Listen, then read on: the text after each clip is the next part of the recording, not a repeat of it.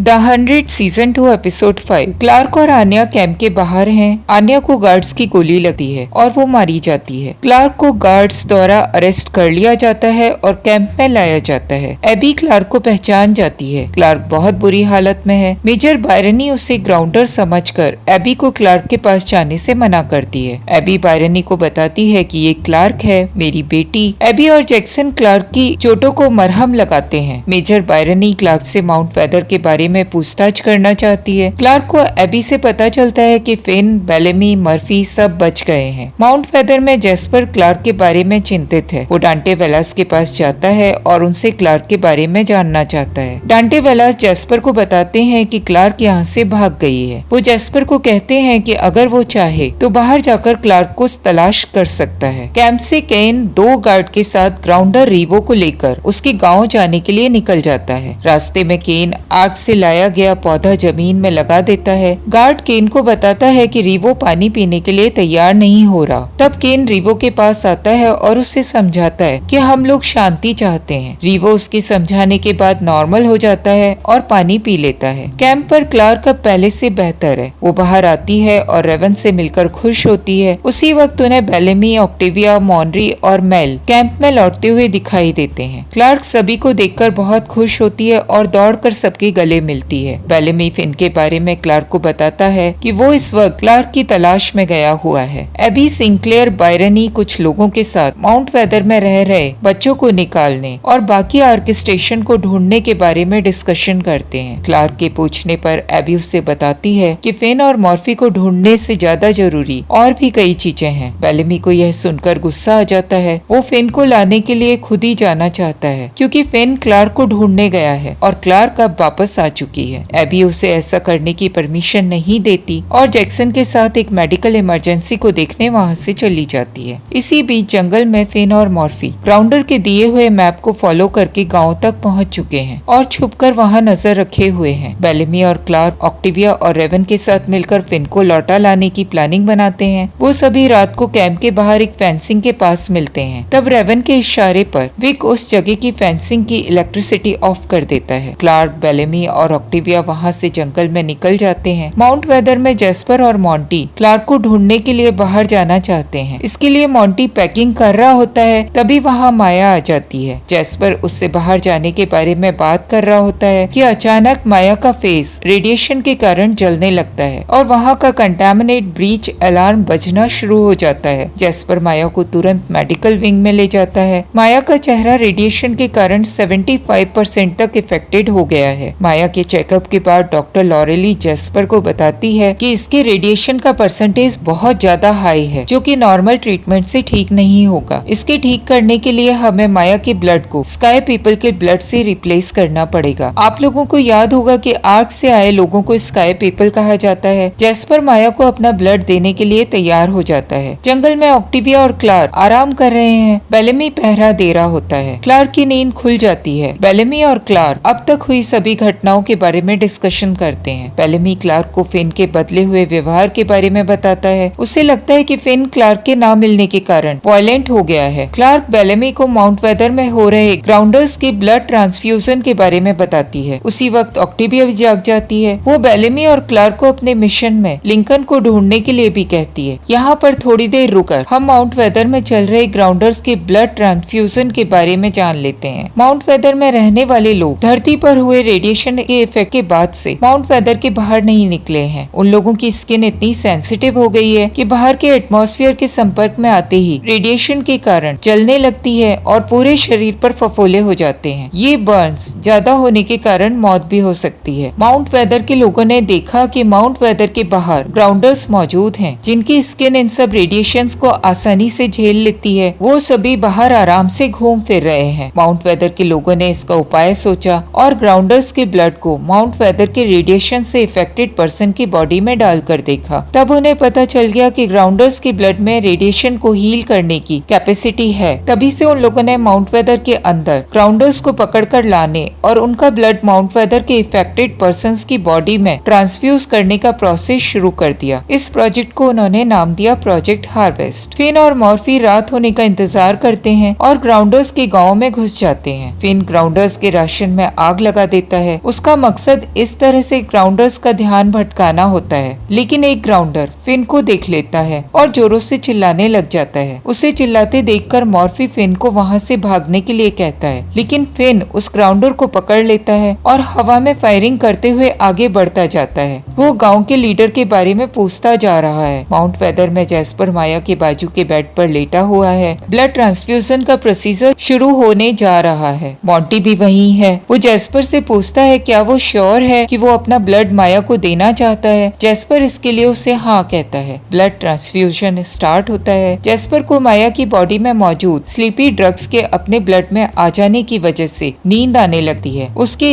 इस तरह डल हो जाने पर डॉक्टर लॉरेली कहती है कि सब बिल्कुल नॉर्मल चल रहा है। इसे सुनकर मॉन्टी को शक होता है और वो डॉक्टर लॉरेली से पूछता है कि क्या इस तरह इन्होंने ब्लड को रेडिएशन को ठीक करने के लिए पहले भी यूज किया है। वो हड़बड़ा जाती है और उसे कहती है कि मेरा मतलब ये नहीं था, मैं इसी तरह से बॉडी के रिएक्शन की उम्मीद कर रही थी। डॉक्टर लॉरेली मॉन्टी को वहाँ से अपने डॉम जाने के लिए कहती है, लेकिन मॉन्टी जैस्पर को अकेले छोड़कर जाने के लिए तैयार नहीं होता। कैंप में एबी को क्लार्क का छोड़ा हुआ नोट मिल जाता है जिसमें उसने अपने और बेलेमी के फिन को वापस लाने के बारे में लिखा है। वो गुस्से में रेवन के पास आती है और उसे क्लार्क की मदद करने के लिए चिल्लाती है। वो गुस्से में रेवन को एक थप्पड़ भी मार देती है। उसका मानना है कि क्लार्क अभी बच्ची है, वो इन खतरनाक चीजों का सामना नहीं कर पाएगी। रेवन इस पर एबी को याद दिलाती है कि क्लार्क उसी दिन बड़ी हो गई थी जब एबी ने उसे आर्क से इस अनजान धरती पर आने दिया था। केन गार्ड्स और रीवो के साथ उसके गांव पहुंच गया है। वो शांति से बात करना चाहता है, इस कारण वो गार्ड्स को वापस कैंप जाने के लिए रवाना कर देता है। केन रीवो को अपने आगे चलने के लिए कहता है। रीवो केन के आगे चलते हुए उसे अपनी कोहनी से जोरों से हिट करता है और उसे एक बंद जेल में गिरा देता है। केन की मुलाकात उस जेल में पहले से बंद जहाज से होती है। गांव में फिन सभी ग्राउंडर्स को